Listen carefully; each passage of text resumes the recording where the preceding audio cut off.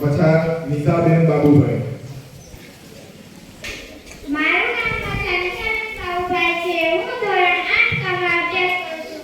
આજે હું શું છે આ શિક્ષણ, શા માટે શિક્ષણ, તેનું મહત્વ શું છે, આ સવાલ માત્ર મારો જ નહીં પણ બેઠેલા વિદ્યાર્થી મિત્રો અને ઉપસ્થિત શિક્ષકશ્રીઓનો પણ હોવો જોઈએ.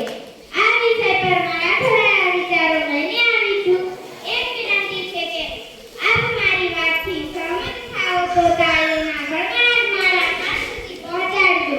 મારી કોઈ ભૂલ થાય તો માફીની સાથે સાથે સાચો માર્ગ પણ દેખાડજો. એક શિક્ષકે કહ્યું છે કે એક શાળા ઉગડે છે ત્યારે 10 જેલ બંધ થાય છે. આ વિધાનમાં શિક્ષણનું મહત્વ સૂચવાય છે. શિક્ષક અને શિક્ષણની શક્તિનો પરિચય કરાવતા ચાણક્યે કહ્યું હતું કે शिक्षक कभी साधारण मनुष्य नहीं होता. शिक्षक कभी साधारण मनुष्य नहीं होता. साधन और प्रलय उसकी गोद में पलते हैं.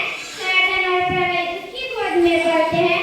संतो महंतो उपदेशको અને સમાજ સુધારકો મળીને વર્ષોની જહેમત પછી કાર્ય નથી કરી શકતા.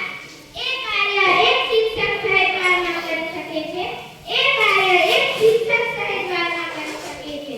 જૂનોની રચના પછી 1945 પછી છેલ્લા 75 વર્ષમાં યુનોની રચના પહેલા 200 વર્ષમાં જે યુદ્ધો નથી થયા એની રચના પછી 200 વર્ષ થયા છે.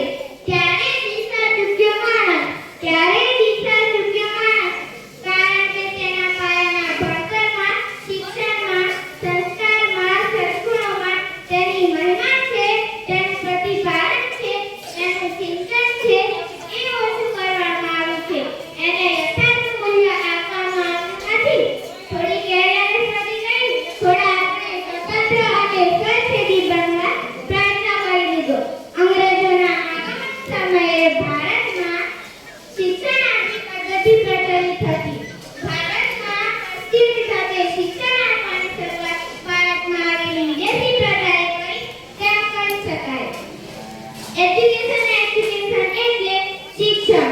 એક શિક્ષિત નાગરિક તરીકે પરિવારને સન્માન અને એક શિક્ષિત નાગરિક તરીકે આપણે શું કર્યું?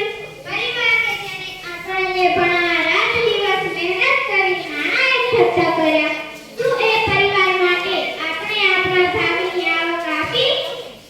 દેશ સેવાના પ્રયત્નોથી આજે સાક્ષરતામાં રહેલું બાળક પણ શાળાએ જતું થયું છે. શું એ દેશ માટે આપણે એક મજબૂત સ્થાપ બન્યા? સમાજ કે જેને દરેક દીકરી દીકરાને પોતાના માની આગળ વધવા સતત પ્રોત્સાહન પ્રમાણે આટલા રજવાડાએ સરસ છાત્રાલય અને પુસ્તકો પૂરી પાડી, શું એ સમાજ માટે આપણે જાગૃત નાગરિક બન્યા? જો જવાબ ના છે તો આપણે સાચું શિક્ષણ મેળવી જ નથી અથવા તો આપણે શિક્ષણનો અર્થ અને મહત્વ સમજ્યા જ નથી. આપણે ડિગ્રી સર્ટિફિકેટ પાસ લખેલ આવે અથવા તો 60-80% પૂરતો સીમિત કરી નાખ્યો છે. લોકોને મત માંગતા પહેલા ફરજોનું પાલન કરે તે શિક્ષણ છે. લોકોમાં જાગૃતતા લાવી લોકોને યોગ્ય દિશામાં વાળે જે દેશોમાં અયોગ્ય શિક્ષતા આવતા રોકે તે શિક્ષણ છે. લોકોને કોઈ પણ સરકારી કર્મચારી પોતાની જવાબદારીથી છટકે, બિઝનેસ લે, ભ્રષ્ટાચારી કરે તો તેને લોકોએ આપેલા મતની લોકશાહીની એકતાની તાકાત દેખાડી યાદ દબાવે તે શિક્ષણ છે. આપણામાં નાના બદલાવ આવે તે શિક્ષણ છે. દક્ષિણ આફ્રિકાના પૂર્વ રાષ્ટ્રપતિ નેલ્સન મંડેલાએ સરસ વાક્ય કહ્યું છે કે તે શિક્ષણ એ શક્તિશાળી હથિયાર છે જેનો ઉપયોગ આ દુનિયા બદલવા થઈ શકે છે. જાગૃતતા લાવી એ શિક્ષણનું કામ છે. જાગૃતતા ફેલાવી એ શિક્ષિત લોકોનું કામ છે. આપણે બધા એક શ્રેષ્ઠ ભારતમાં એક જવાબદાર નાગરિક તરીકે આપણું યોગદાન આપતા રહીએ એવી આશા કરું છું. શિક્ષણ ખરા અર્થમાં માનવીને માનવ બનાવે છે. પોતાને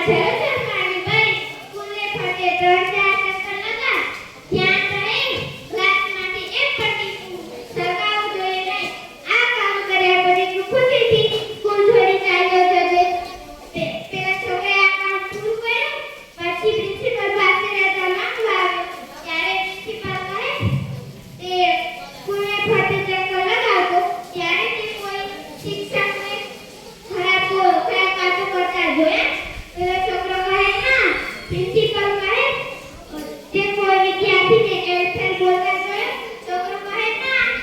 પ્રિન્સિપલ કહે આ કેમ બન્યું તારે જાણવું છે?